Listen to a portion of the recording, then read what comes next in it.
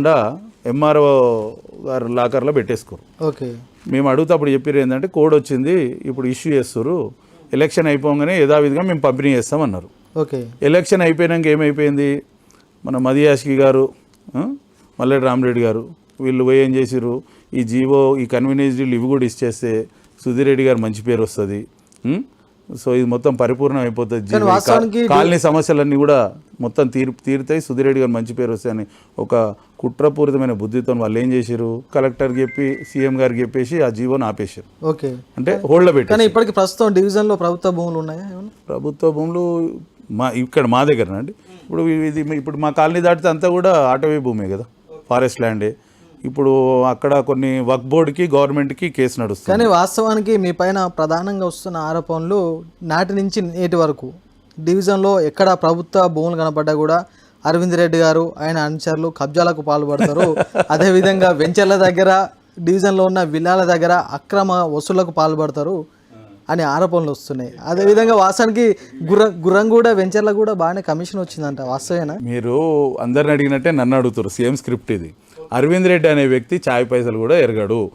నేనే కాదు, మా డివిజన్లో ఉన్న 60,000 ఓటర్లను ఎవరిని అడిగినా చెప్తారు అరవింద్ రెడ్డి 100 రూపాయలు తింటాడు అని ఒక్కరితో చెప్పేసినా కూడా రేపటి నుంచి రాజకీయాలని తప్పుకుంటా.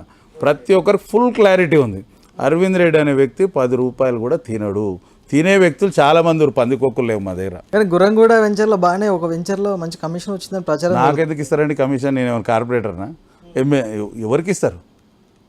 ఇప్పుడు ఇక్కడ దండుకుంది కార్పొరేటర్, స్థానిక కార్పొరేటర్ లచ్చిరెడ్డి, ఆయన 5 కోట్లు వేసిండు. అందులో నా కోడి ఇస్తాడు, మీరేమీ లేదా? నాకెందుకు ఇస్తారు? నేనేమన్నా వాని మీద ఇప్పుడు దాని మీద కంప్లైంట్ పెట్టిండు, మున్సిపల్ ఆపిండు, చాలా నానా రకాల ఇబ్బందులు పెట్టి 5 కోట్లకు డీల్ సెట్ అయింది. లచ్చిరెడ్డి తీసుకుండా ఆ లేఅవుట్లో. ఇప్పుడు అది కూడా ఎందుకు చాలా సతాయించిండు ఆ లేఅవుట్లో. ఒక 5 కోట్లు దండుకుండా లేఅవుట్లో. నేనేమైనా కంప్లైంట్ ఇచ్చి నేను వాళ్ళని ఏమైనా ఇబ్బంది పెడితే నాకు కూడా ఇచ్చేటోళ్ళేమో, మరి ఇబ్బంది పెట్టలేగా. రైట్. అదేవిధంగా బిఎన్ రెడ్డి డివిజన్లో అరవింద్ రెడ్డి గారికి కొంత జోకుడు బ్యాచ్ ఉంటారు. అరవింద్ రెడ్డి గారు ఇచ్చే 4 బాటిళ్లకు ఆశపడి అరవింద్ రెడ్డి గారి పైన ఇతర పార్టీ నాయకులు ఎవరు విమర్శలు చేసినా కూడా ఆ విమర్శలు చేసిన రాజకీయ పార్టీ నాయకుల పైన వ్యక్తిగత దాడులకు, వ్యక్తిగత ఆరోపణలకు పాల్పడతారని ప్రచారం జరుగుతుంది. అది వాస్తవం కాదా? ఇప్పుడు మీరు అన్నట్టు 4 బాటిల్ ఇచ్చి వ్యక్తిగత దాడులు, వ్యక్తిగత ఇవి చేసే బ్యాచ్లు ఉంటే ఈ బ్యాచ్లు మరి అందరి దగ్గర ఉండాలి కదా. 4 బాటిల్ అవతల లేలేరా? వాళ్ళు కూడా ఇస్తారు కదా 4 బాటిల్. అందరికి 4 బాటిల్ వ్యాపారాలు ఉండవు కదా. ఇక్కడేనండి 4 బాటిల్ 4 కోట్లు పెట్టి 40 కోట్లు దండుకోండి. ఇక్కడ ఉన్నట్టు స్థానిక మాజీ కార్పొరేటర్ లచ్చిరెడ్డి, మరి ఆయన మరి నాకే 4 బాటిల్ ఇస్తే ఇంత బ్యాచ్ ఉంటే మరి 40 కోట్లు దోసుకున్నావు, ఆయనకి ఎంత పెద్ద బ్యాచ్ ఉండాలి? ఇవన్నీ కూడా ఫాల్స్ ఎలిగేషన్స్, అలాంటివి ఏమి ఉండవు. ఎవరు కూడా జోకుడు బ్యాచ్ 4 బాటిల్ ఇస్తే ఇంట తిరిగే బ్యాచ్లు ఆ రోజులు పోయినాయండి.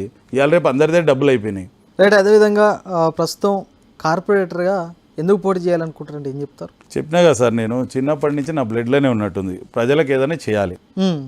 నాకు ఇలా ఇప్పుడు యాక్చువల్గా ఏంటంటే నేను ఇంకా ఈ రాజకీయానికి కేటాయించిన సమయాన్ని ఇంకా నేను నా వ్యాపారాల్లో కేటాయిస్తే నేను ఇంకా 2 ఇంతలు సంపాదించగలుగుతా. కానీ నాకు ప్రజలకు ఏదైనా చేయాలి, నా బ్లడ్లో ఉంది అది. స్థానికంగా ఎటువంటి విమర్శలు వస్తున్నాయంటే అరవింద్ రెడ్డి గారిది ఇక్కడ స్థానికుడు కాదు, ఆయనది నాదర్గోలు. ప్రస్తుతం నాదర్గోలు కూడా జిహెచ్ఎంసీలో కలిసిపోయింది. కార్పొరేటర్గా పోటీ చేయాలనుకుంటే అక్కడ చేయొచ్చు కదా, నాదర్గోల్లో బిఎన్ రెడ్డిని ఎందుకు చేయాలి? నాదర్గోల్లో పోటీ చేసినా కూడా గెలిచే సత్తా లేదు అరవింద్ రెడ్డి గారికి, అందుకనే ఈ బిఎన్ రెడ్డిని పట్టుకొని ఏలాడుతుండు అనే విమర్శలు వస్తున్నాయి. నేను 2003లో వచ్చిన హస్తినాపురంకి, 2003లో హస్తినాపురం ఉండే నా పాతిళ్ళు.